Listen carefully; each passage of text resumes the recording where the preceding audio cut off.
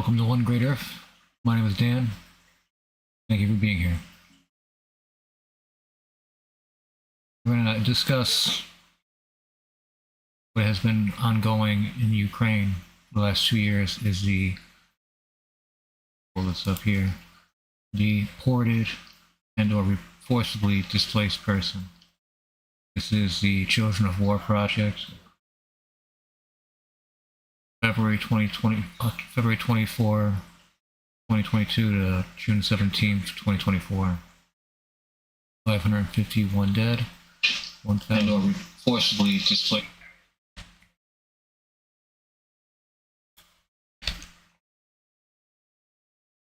1,379 wounded, 2,007 missing, 28,279 found, 388 returned, 15 sexually abused, and 19,546 deported and or forcibly displaced persons. Those are kidnappings, where especially early in the war, and families were separated and filtered away from each other, never to see each other again. Probably could be all over Russia, spread out through filtration.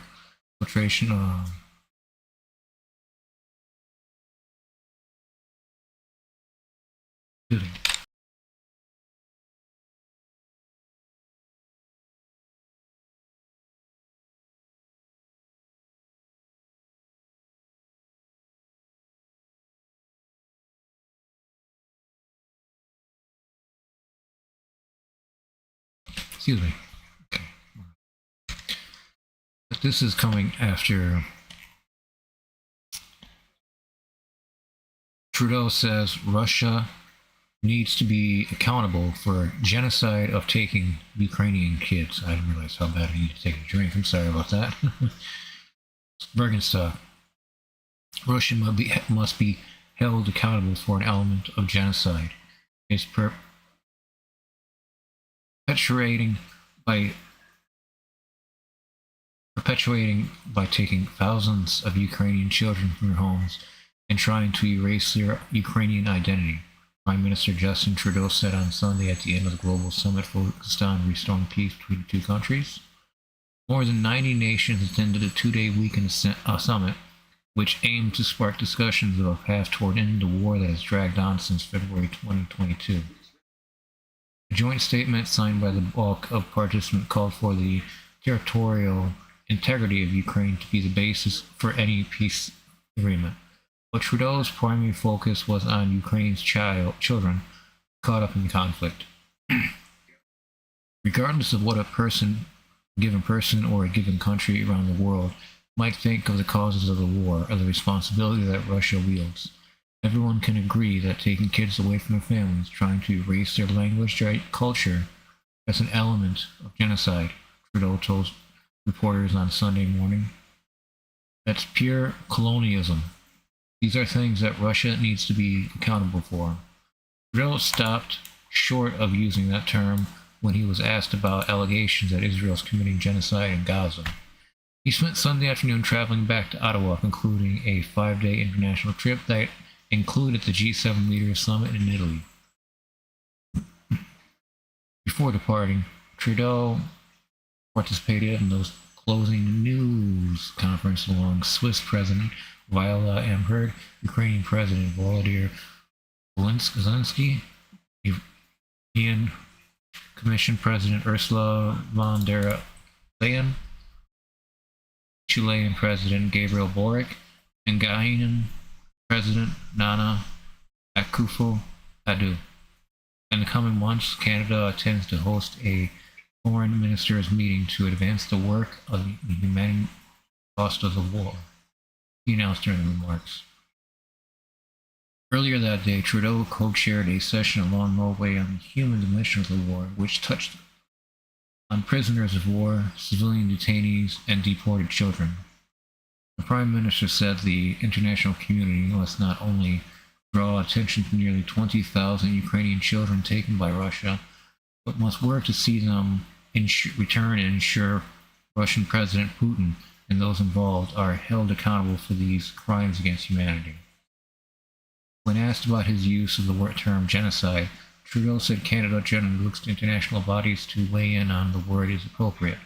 In instance, however, he pointed to a speech Putin gave before the current war in which he said Ukraine wasn't a real country, it wasn't a real language, it was really just a part of Russia.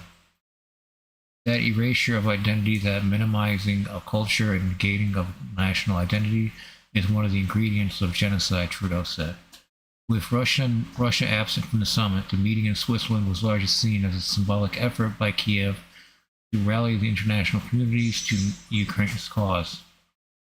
Attendees face a tricky balancing act, with many chastising Russia for breaking international law while hedging their positions to leave the door open for Moscow to join future peace talks that might bring an end to the conflict one day.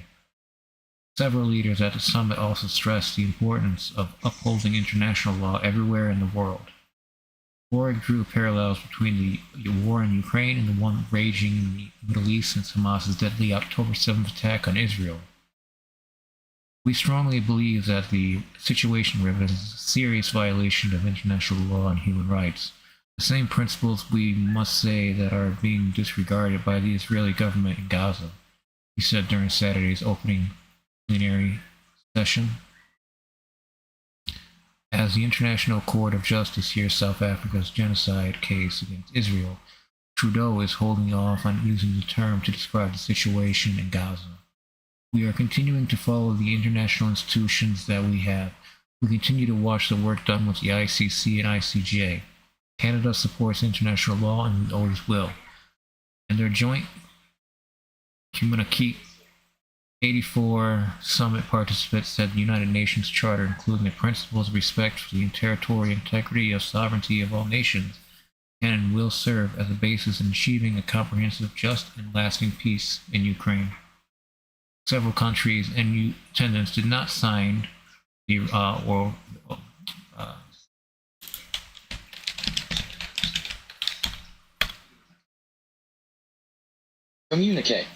communique, including India, Saudi Arabia, and South Africa.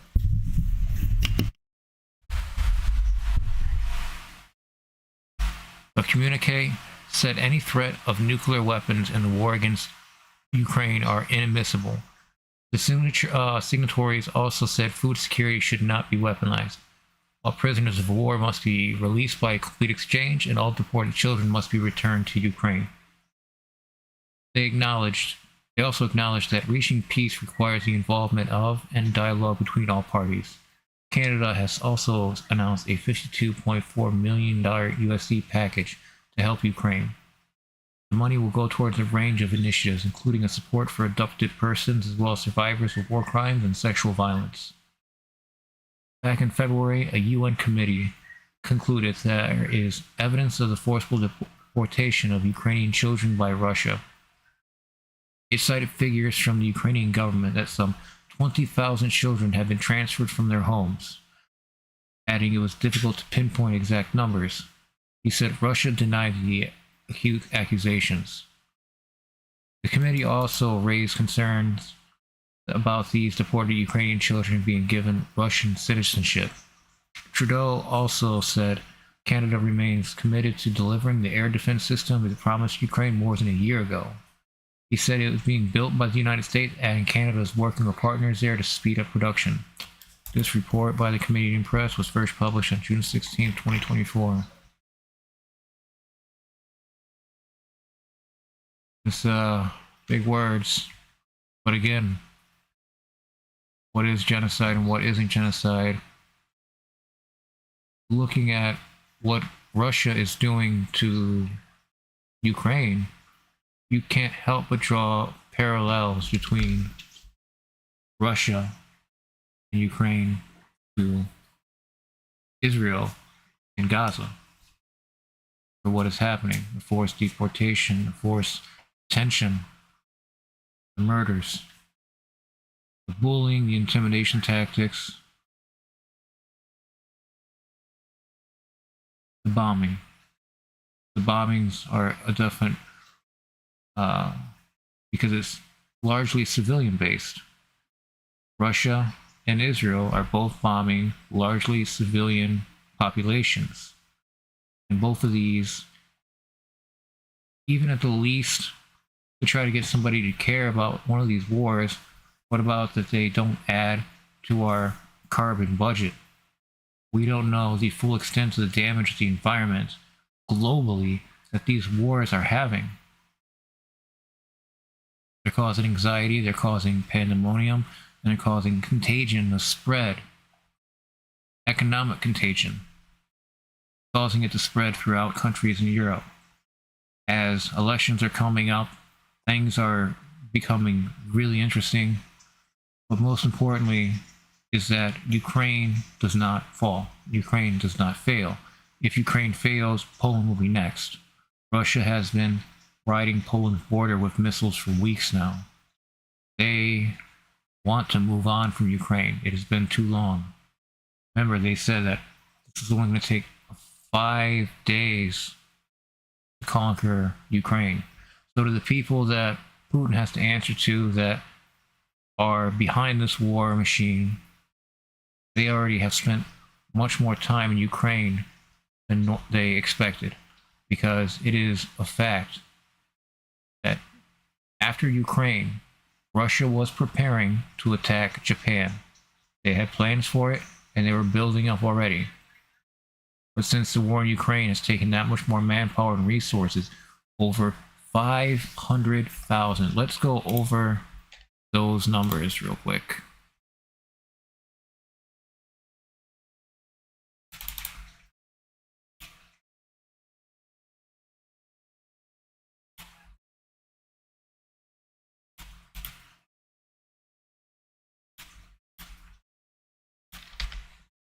Let's go.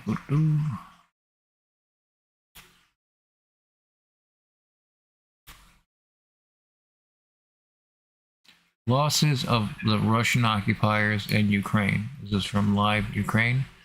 From February 24th, 2022 to June 14th, 2024. June 14th was my birthday, by the way. Happy birthday to me.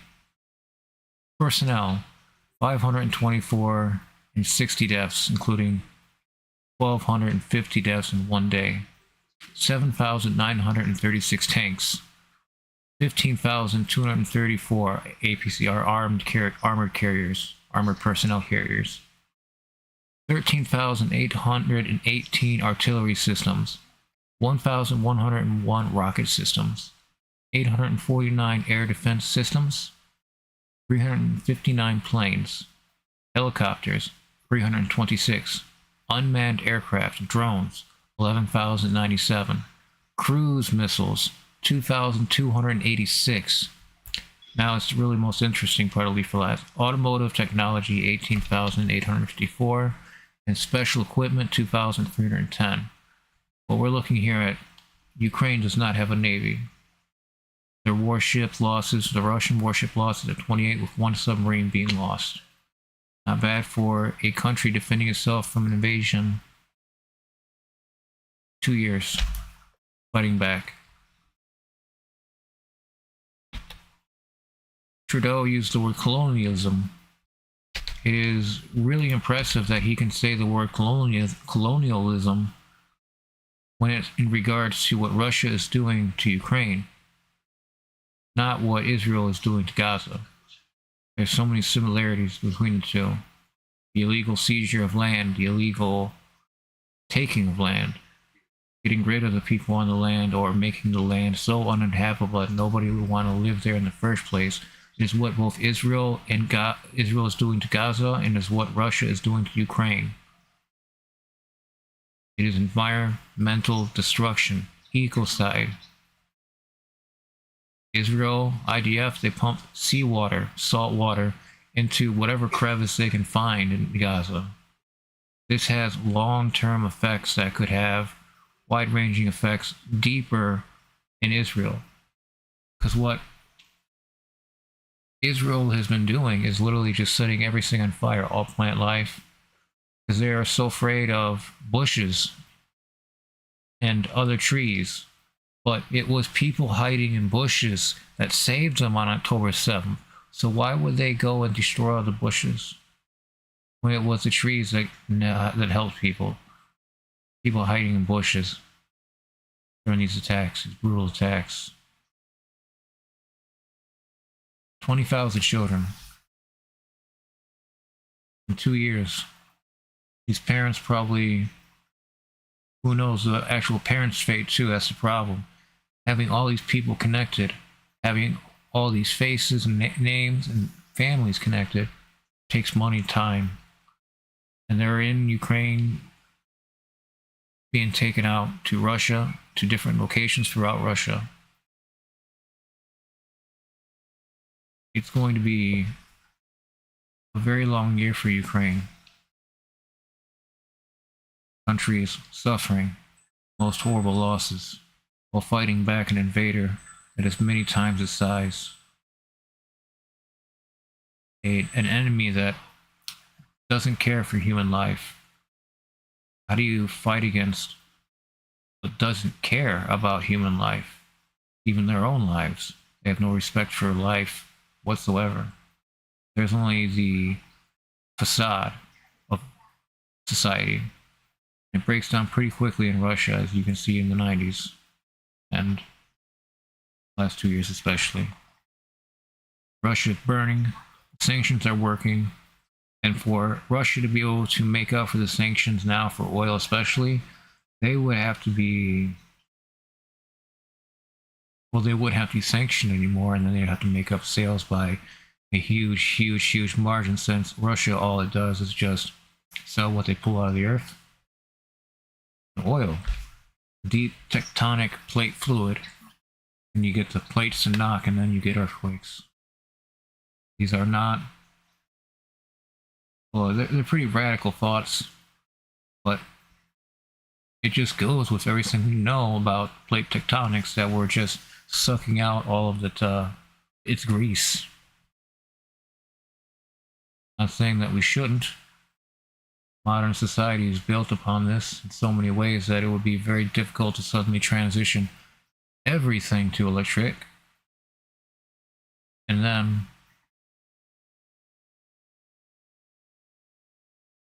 electricity is dangerous.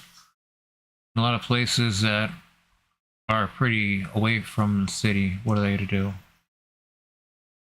Have their own solar panel farm? This is a lot more difficult than it needs to be, because there is no government support for it. At least that I've seen experienced.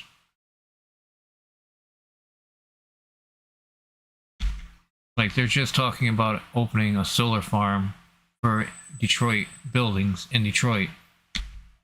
We're so behind. We're so behind in renewable energies. And we don't know, the next person that comes into power will just completely just slash all the renewable energies in half. All subsidies and working tariffs.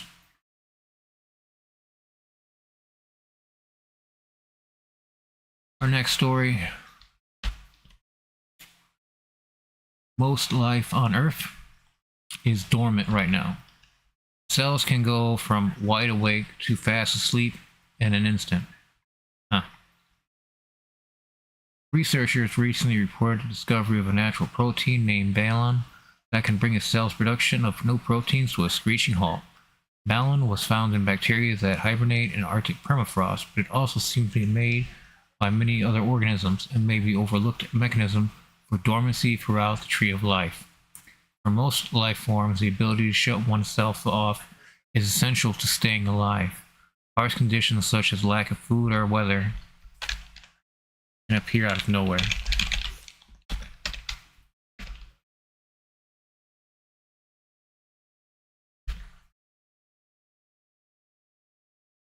In these dire straits, rather than keel over and die, many organisms have mastered the art of dormancy. They slow down their activity and metabolism. Then, when better times return, they reanimate.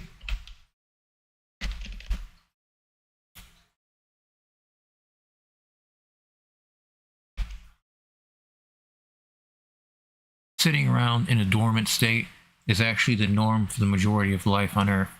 By some scientists, 60% of all microbial life cells are hibernating at any given time. Even in organisms whose entire bodies do not go dormant, such as most mammals, some cellular populations within the rest and wait for the best time to activate. We live on a dormant planet. Life is mainly about being asleep. But how do cells pull off its feet? Over the years, research has discovered a number of hibernation factors, proteins that cells use to induce and maintain a dormant state. When a cell detects some kind of adverse condition, such as starvation or cold, it produces a suite of hibernation factors to shut down its metabolism. Some hibernation factors dismantle cellular machinery, others prevent genes from being expressed. The most important ones, however, shut down the ribosome, the cell's machine for building new proteins. Making proteins accounts for more than 50% of energy use in a growing bacterial cell. These hibernation factors throw sand in the gears of the ribosome, preventing it from synthesizing new proteins and thereby saving energy for the needs of basic survival. The discovery of Balon earlier this year reported in Nature presents a new hibernation factor. The protein is shockingly common. A search for its gene sequence uncovered its presence in 20% of all cataloged bacterial genomes, and it works in a way that molecular biologists had never seen before. Previously, all known ribosome-disrupting hibernation factors worked passively. They waited for a ribosome to finish building a protein and then prevented it from starting a new one. Balon, however, pulls the emergency brake. It stuffs itself inside every ribosome in the cell, even interrupting active ribosome. I hope I'm saying that word right.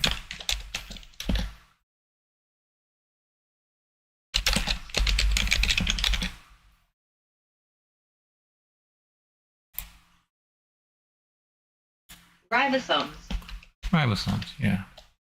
The Balon paper is amazingly detailed. It will add to our view of how dormancy works.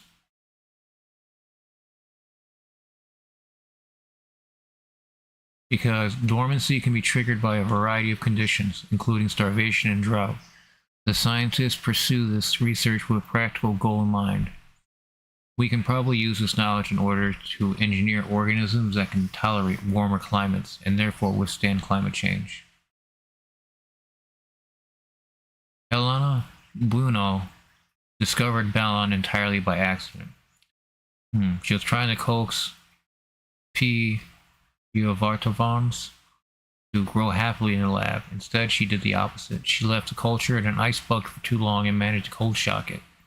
By the time she remembered it was there, the cold-adapted bacteria had gone dormant.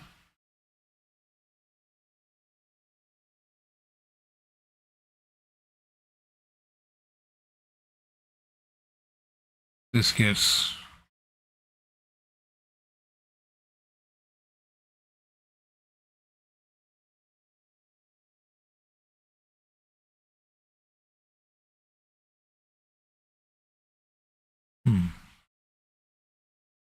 Not wanting to waste the culture, the researchers pursued the original interest anyway.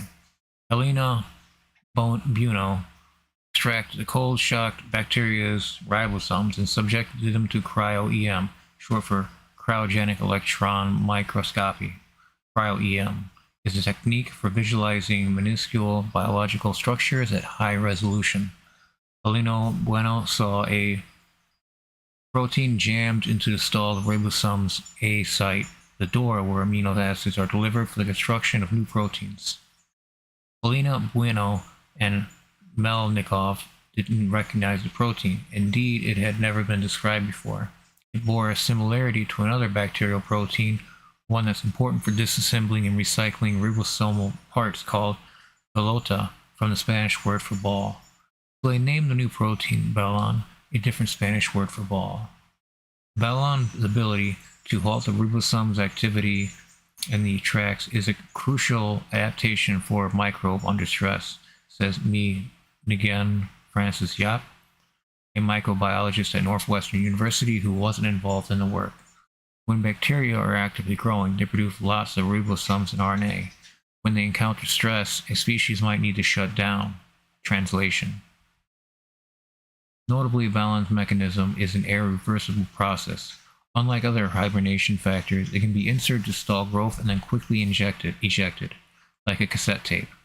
It enables a cell to rapidly go dormant in an emergency and resuscitate itself just as rapidly to readapt to more favorable conditions. Balan can do this because it latches on to ribosomes in a unique way. Every ribosome hibernation factor previously discovered physically blocks the ribosome's A site, so any protein-making process that's in progress must be completed before the factor can attach to turn off the ribosome. Balan, by contrast, binds near but not across the channel, which allows it to come and go regardless of what the ribosome is doing. Despite Balan's mechanistic novelty, it's an exceedingly common protein. Once it was identified, Helena Bueno and Melnikov found genetic relatives of Balan in upward of 20% of all bacterial genomes cataloged in public databases. With help from Maria Ryback, a molecular biologist at the University of Texas Medical Branch, they characterized two of these alternative bacterial proteins, one from the human pathogen Mycobacterium tuberculosis, which causes tuberculosis, and another in Thermus ophilus, which lives in the last place you'd ever catch. In ultra hot underwater thermal vents, P. urativarans. Both proteins also bind to the ribosome's A site, suggesting at least some of these genetic relatives act similarly to Balan in other bacterial species. Balan is notably absent from Escherichia coli, E. coli, and Strep, the two most commonly studied bacteria and the most widely used models for cellular dormancy. I better learn how to start saying some of these names. Brutal. By focusing on just a few lab organisms, scientists had missed a widespread hibernation tactic, Helena Bueno says. I tried to look into an understudied corner of nature and happened to find something.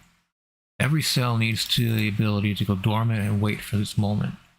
The laboratory bacterium E. coli, has 5 separate modes of hibernating, Melnikov said, each of which of its own insufficient to enable the microbe to solve a crisis. Most microbes are starving, says Ashley Shade, a microbiologist at the University of Lyon in France, who was not involved in a new study. They're existing in a state of want. They're not doubling, they're not living their best life. But dormancy is also necessary outside of periods of starvation, even in organisms whose entire bodies do not go completely dormant, such as most mammals. Individual cellular populations must wait for the best time to activate.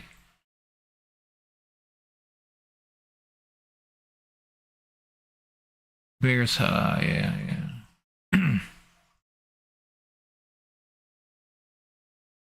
Before the invention of hibernation, the only way to live was to keep growing without interruptions. Putting life on pause is a luxury. It's also a type of population-level insurance.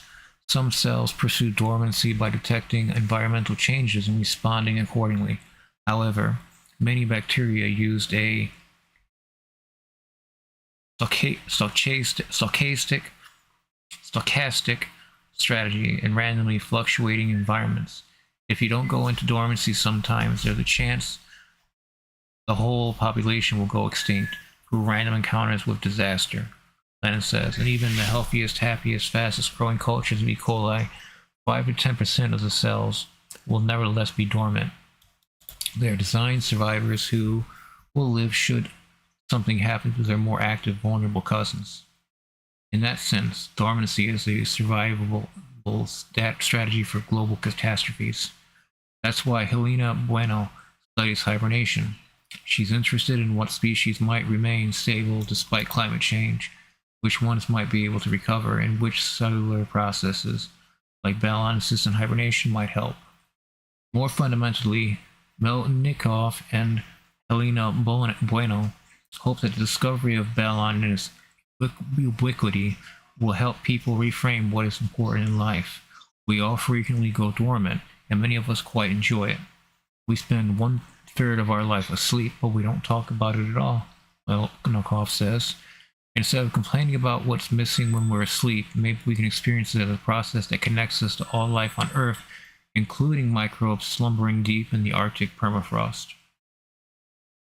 It's a really good article.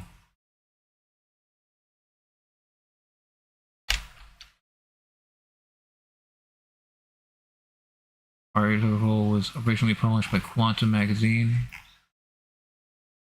by Dan Samorodnitsky. Very interesting article.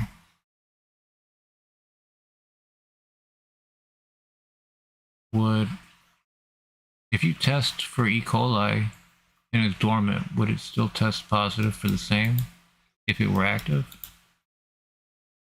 Trying to think of it like yeast. You just create it just for a minute before you burn it to death. A lot to think about. Speaking of a lot to think about, the Midwest and the Northeast and the East Coast, this is going to be one of the hottest weeks that I believe I can remember. Let's say it like this. By Wednesday, most of the Northeast and Midwest, Michigan, Ohio, Pennsylvania, all going out east to New York, is going to reach 100 degrees. This isn't counting humidity. This isn't counting rain, thunderstorms. This isn't accounting cloud cover. This isn't accounting for greenhouse gases that increase the temperature. There is no 1.5 C goal. It's like, how much more under 1.5 can we be is what it should have been. Instead of, well, 1.5 C we see it's going to spiral out of control, and who knows after that. All I know is that when water heats up, it doesn't evaporate, it expands. If all these water molecules that suddenly just go whoop, suddenly 3 inches of water is a foot, 2 feet of water. It's crazy how this works. And you only need a few inches underneath your car to lift it. So it's going to be a lot of dangerous weather that the Midwest and the Northeast is going to have this week. Each day hotter than the last, more brutal in heat, unrelenting heat. I do not know about cloud coverage. What I do know is that heat is the #1 weather-related killer. Heat creeps up on people. They pass out, they fall and hit their head. It's not just that the heat kills them, it's what the heat does to the person that causes them to be put in a vulnerable state, especially on the job. If somebody is begging for water, they shouldn't be refused, especially when they're at work and they have earned rest. It's going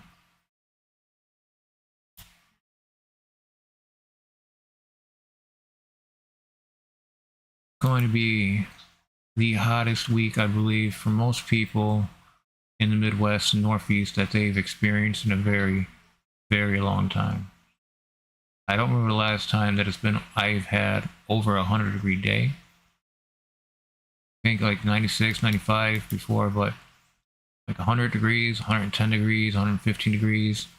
You know, we saw parts of Egypt, North Africa, Saudi Arabia, North India hit temperatures of over 115, 120 degrees.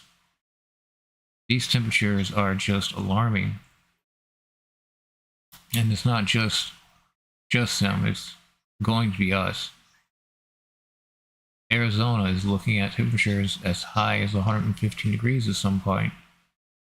You remember when it was just Death Valley, California was only 115 degrees. That was last year.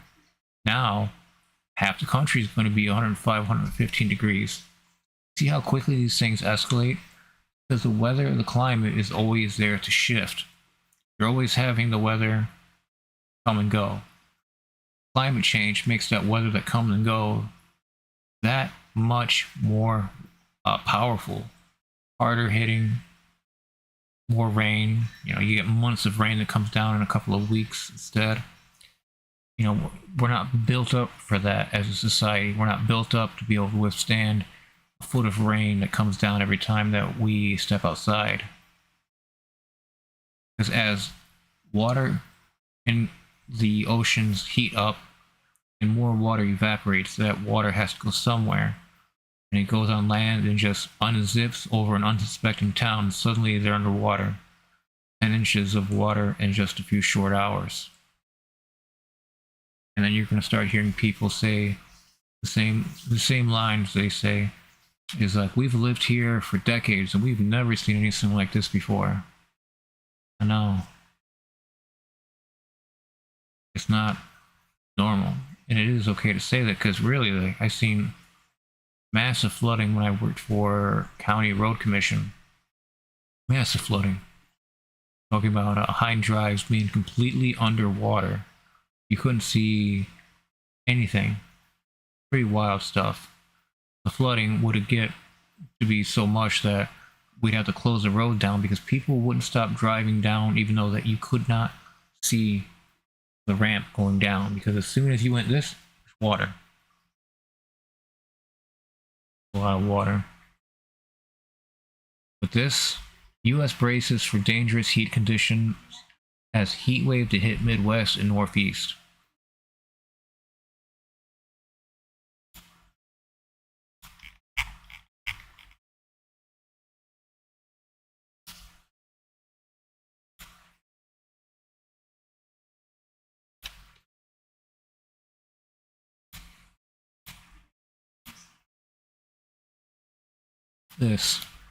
This is that heat dome that is mentioned. This is an illustration. But everywhere in that bubble you can see there is going to be 100 degrees by probably Thursday, Wednesday or Thursday. Now, the part that stresses me isn't that, oh, this one day it hits 100 degrees.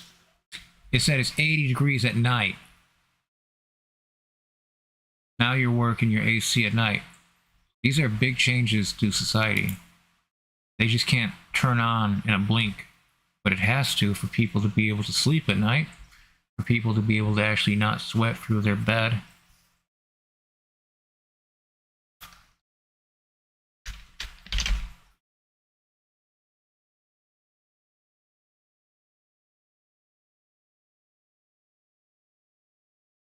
Heat index values of 100 degrees. I just scrolling through this real quick because I have this open.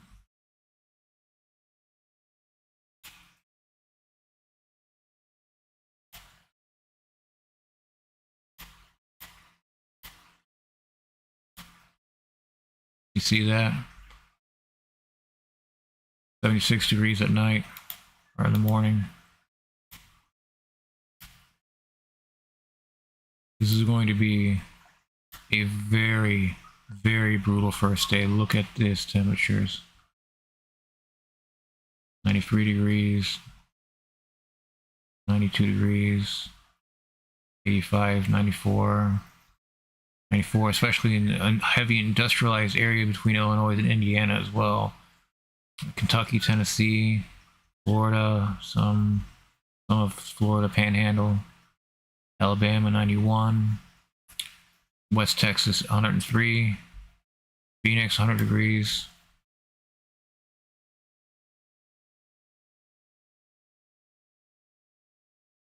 Okay, like, we were looking at just Death Valley being the one that was 115 degrees. But there are parts here in West Texas that are 110 degrees.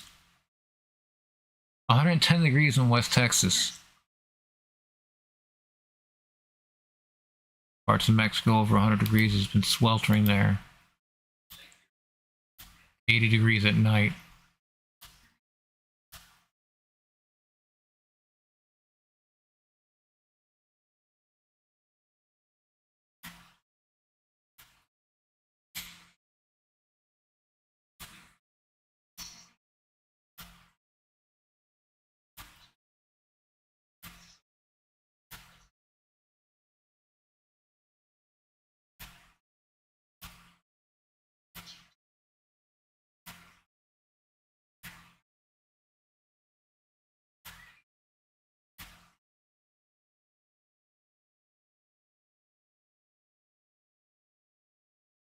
95 degrees, 92 degrees.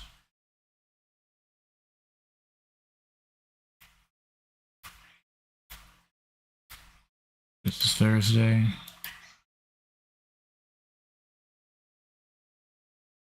All this right here is 110 degrees, all going up to Phoenix, 105 degrees. This is Thursday. 97 degrees. I saw 97 degrees, gonna be 100 degrees in Kentucky. Ohio's gonna see 100 degrees. Pennsylvania's gonna see parts of Pennsylvania will see 100 degrees.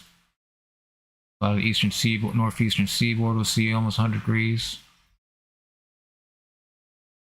These temperatures are not okay. These are not normal summertime temperatures.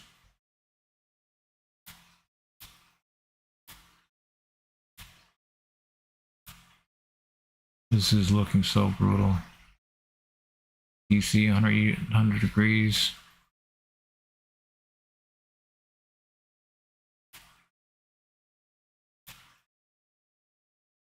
Oh, this heat in New Mexico and Arizona, Las Vegas, is not going to let up. It is going to be scorching. No, what's beyond scorching? It's going to melt tires to the road. That's how hot this is going to be. This is scary. A lot of people are very vulnerable to heat and not know it. Because your inner core rises. You can't cool down. And the temperature outside, you no longer get the added benefit of sweating. You just stop. You just stop and take a seat. Because heat stroke is not a joke. Passing out from heat is not a joke. You have to be prepared in the case that you fall. So if you're on the job, you might wear a helmet. The helmet might ventilize and protect you from the sun as well. So wearing a helmet on the job is always the best idea. Even if people say that you look funny with it on. I'll never understand it. I've been in pretty serious accidents at work where I fell down a ladder onto concrete from, I think it was about a distance of about 13 feet. It was so slippery and there was oil everywhere, and I was just... Oh wait, I digress, I'm sorry. These temperatures are not just going to be in the weekdays, you know what I mean? The temperature, even for the lakes, are going to go up, and that's bad. Our Great Lakes are going to heat up. Saturday is going to be brutal. The whole eastern half of the United States, the Midwest, Northeast, and eastern half, and South, Florida, parts of Phoenix, parts of California will also see 100 degrees. This is extremely disturbing to see these trends for what's to come. This heat wave coming out tomorrow is not going to be a joke. Please take it seriously. Even if, for some reason, like, you feel faint when you're working outside, you take that into account before you can't think any longer. Very dangerous. I've passed out due to heat exhaustion while working, and you fall. Like I remember trying to get up. I remember trying to get up. I couldn't. My body was just drained. After just such a brutal day, your body just gives up, and then you're just lying there, hoping somebody finds you. I digress.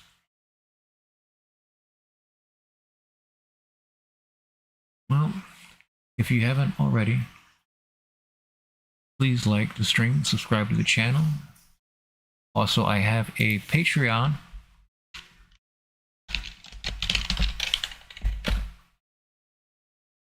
One Great Earth Patreon, where I'll post my latest videos And I'm still defining on, besides the reading names out loud. So I would like to give a shout out to Ashley, a shout out to Sarah, a shout out to Danny, and a shout out to Mashan. Those are my first 4 members of my Patreon account, and I thank you very much. This is a lot of effort, putting in a lot of work on this channel, and I don't want to lose it just because Google said that my content is too shocking. What is so shocking? Couldn't tell me. Also, they also claim that I was electioneering. I'll move past it. I'll move past it with Patreon. I have there's also a free membership.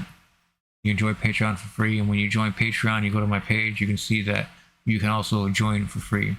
There is also a $5 a month membership. I will read the names of this tier on every stream. Thank you.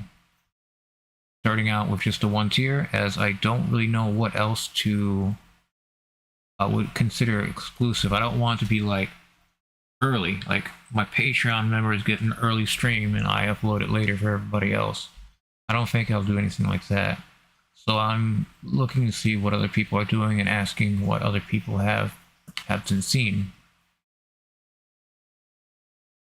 It's just starting out here, and it's pretty rough.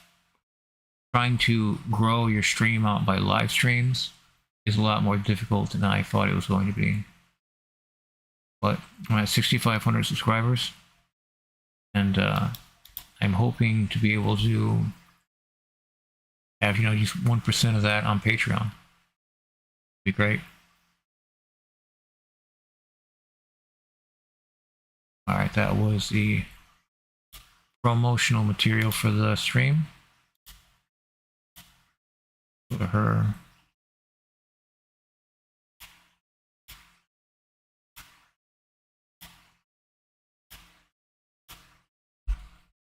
$110 degrees in West Texas tomorrow. 96 degrees, 97 degrees by Lake Erie. These are lethal temperatures. Please be safe, be careful, drink plenty of water, because it's only going to get hotter. You understand? It's only going to get hotter.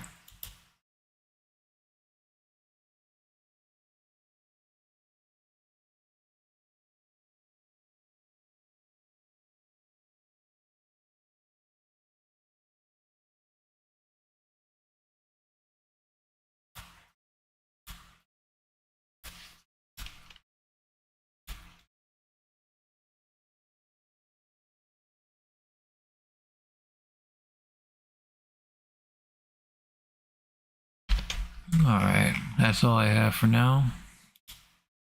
Please, if you haven't already, like the stream, subscribe to the channel. It helps me out immensely and keeps me motivated in putting out content just like this.